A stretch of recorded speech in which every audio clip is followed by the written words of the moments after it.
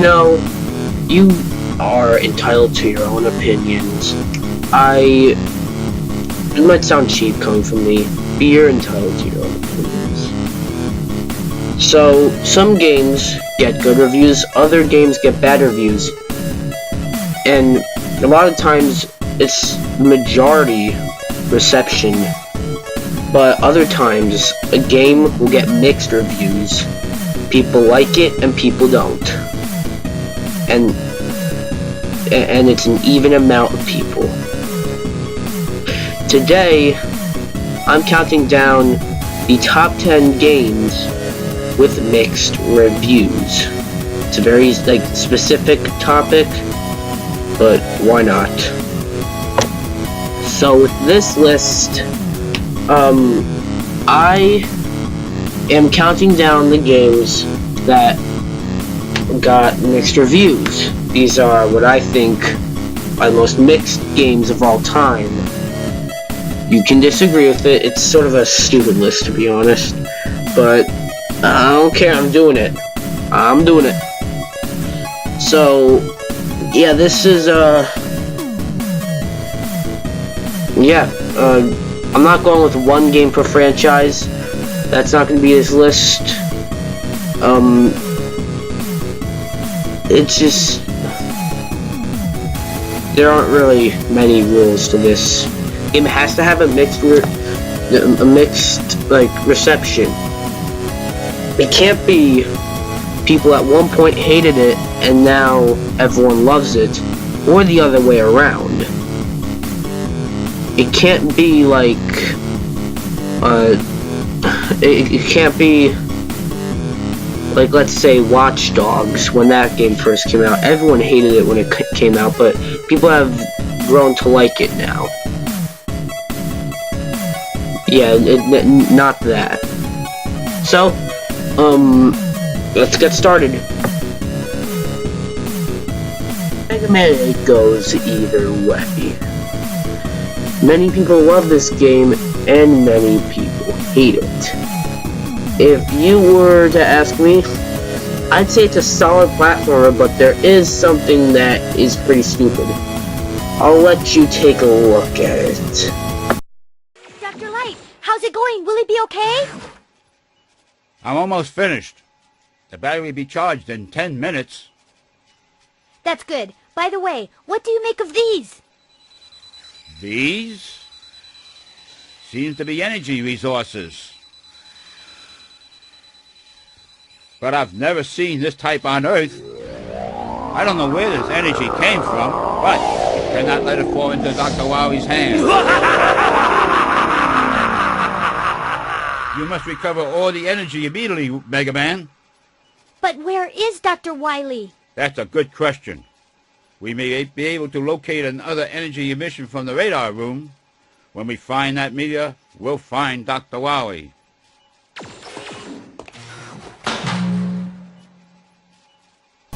Yes, those are the actual cutscenes from Mega Man 8. That's not a scene from an anime, it's a cutscene from Mega Man 8. And yes, Dr. Light said Dr. Wily. The reviews for the game seem pretty bad, but people out there think it gets hated on way too much. Myself included. However, the cutscenes are a big minus. Overall, it is a solid game. But once again, the cutscenes suck. And but is it deserving of the 6 out of 10 people gave it? No, it's deserving more of a 7 or 8. There. Star Wars is a surprisingly good licensed video game franchise, but not all were loved. Let's talk The Force Unleashed. The Force Unleashed, like the first one, got decent reviews. It's still a really fun game, and it's also really good to play. But it's the second one that got mixed reviews. The second one was lacking a good story that lasted long enough, the controls felt wonky, and a bad Smash Bros. Clone as a side game made this one fall short. It's one of the not as good Star Wars games out there, but it's not one of the worst. So, yeah, it's alright, but it could be better. It's really short, that's like its main flaw. Yeah. Look at Ratchet from Ratchet and Clank. Alright, look at this. Look at this. He doesn't look any... like... he's not trying to take himself too seriously or anything. Now look at Ratchet from Ratchet Deadlocked. It looks like you cut and pasted his face onto a robot suit. Seriously. He takes himself way too seriously. It's all edgy and stuff. Like, why? Ratchet Deadlocked is a decent game, but with one real problem.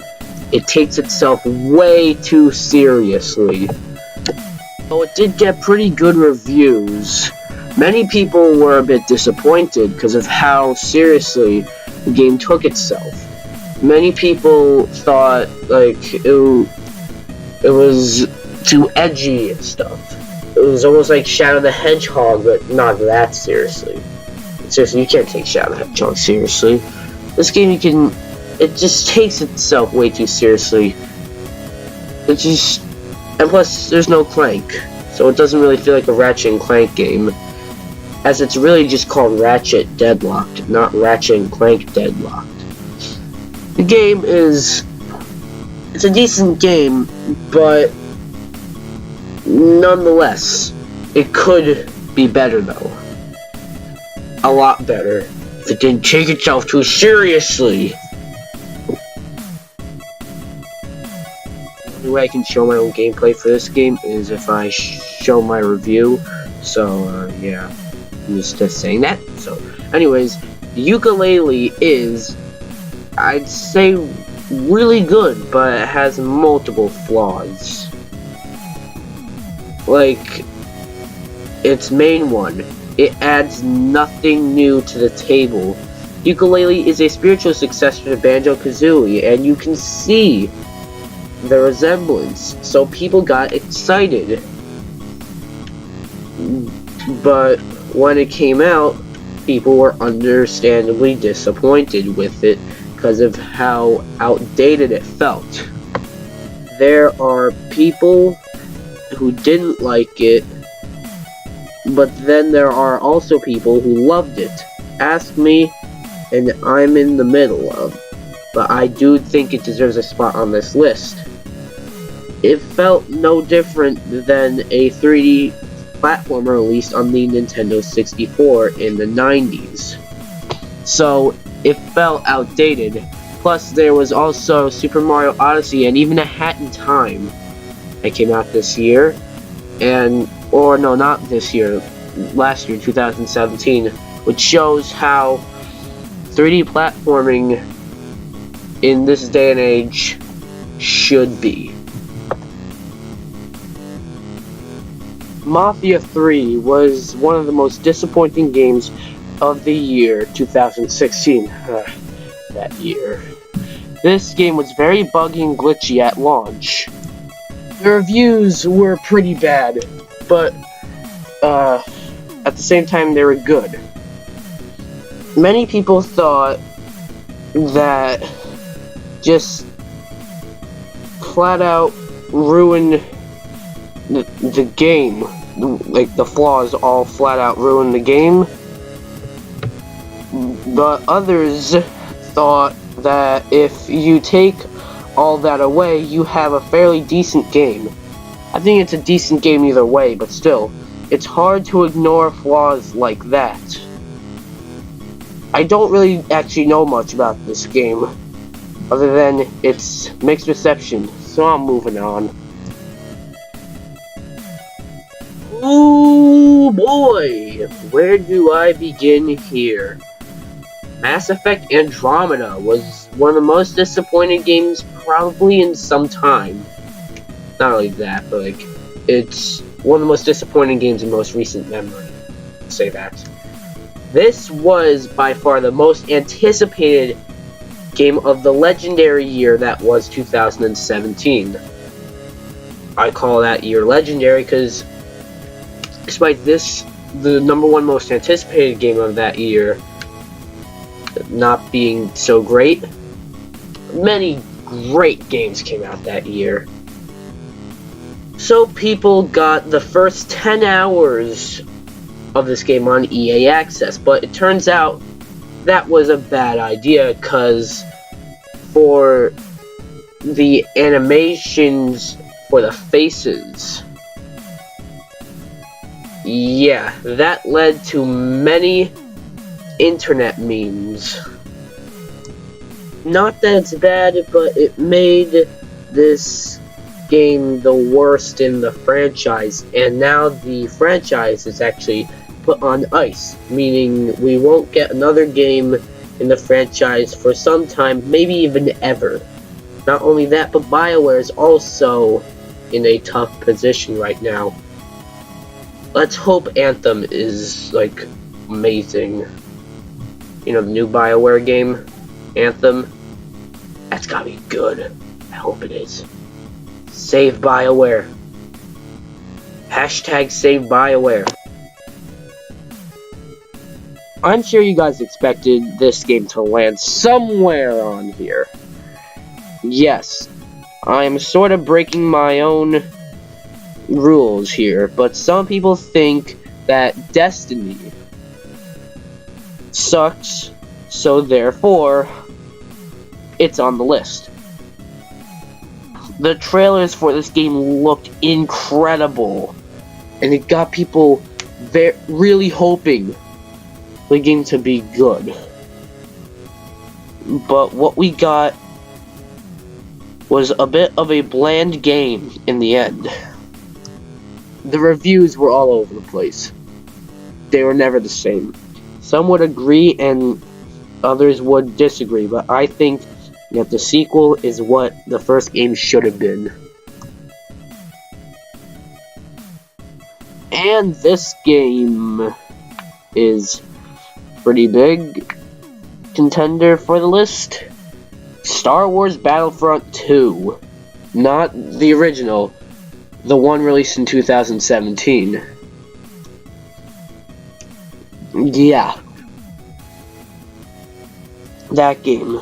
Star Wars Battlefront 2 is the most controversial game of 2017 by far. Thanks to really bad microtransactions and loot boxes that just ruined the game. It sucks because the actual game is very fun. I mean, really. Not to mention the single-player campaign is also considered underwhelming by many.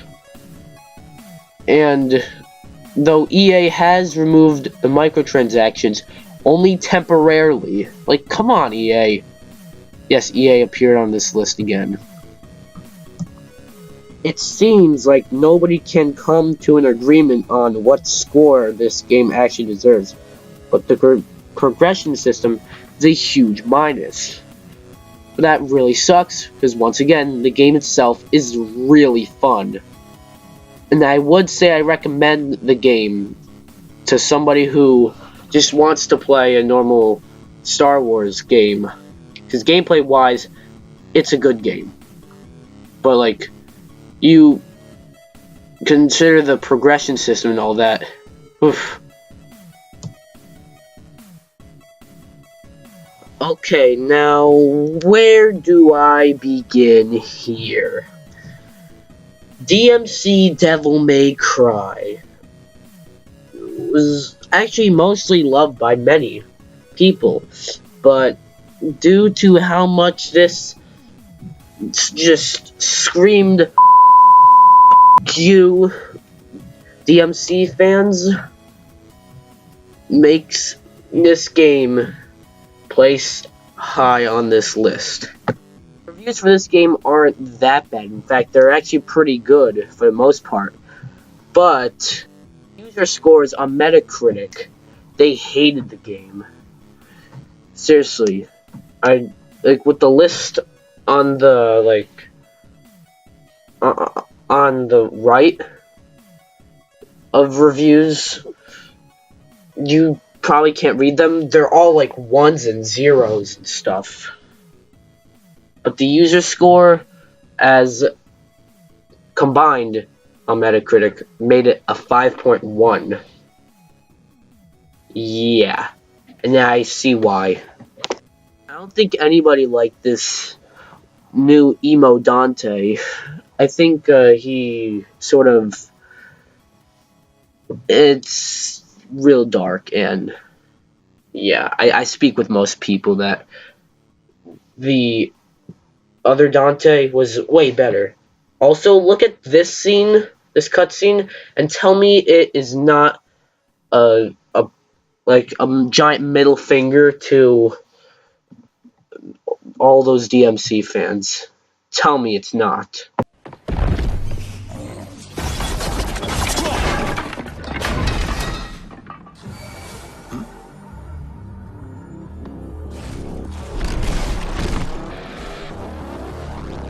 Not in a million years.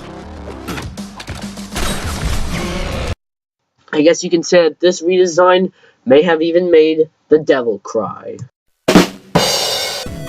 Before I get to number 1, here are some honorable or dishonorable, or whatever you call them in this case, mentions.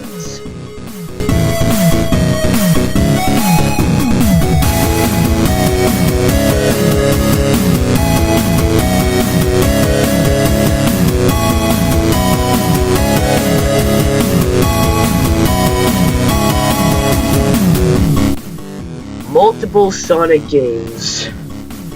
Yeah, you guys should have expected a Sonic game on here.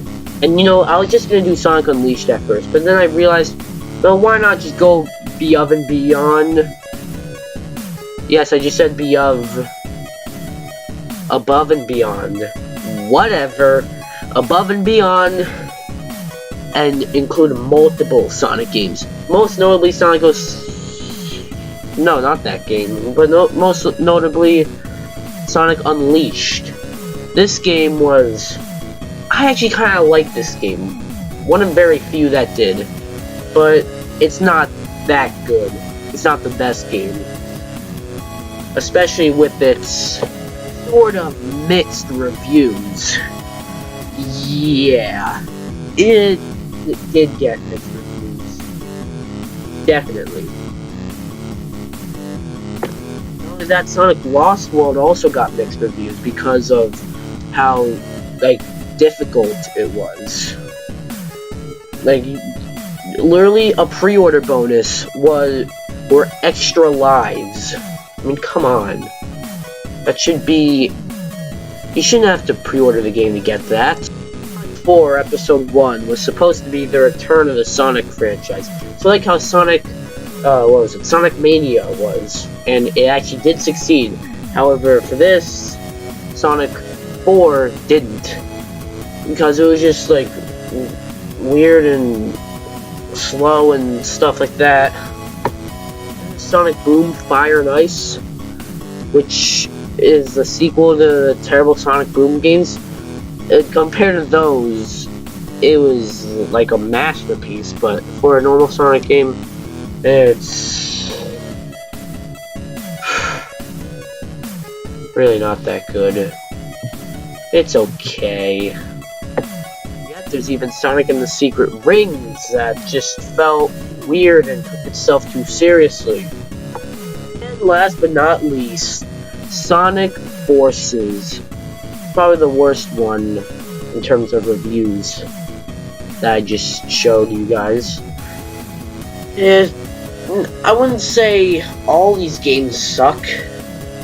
They're just mixed. And good thing Sonic Mania was amazing. But Sonic Forces, which came after that and was supposed to be the Sonic Mania for 3D Sonic games, just fell short. Well, let's hope that there's another Sonic game fairly soon, and it'll be good. Maybe Sonic should stick to 2D, I don't know. Yeah. Well, that's it for this video. Be sure to like this video, comment, subscribe, and I'll see you guys in the next video. Goodbye!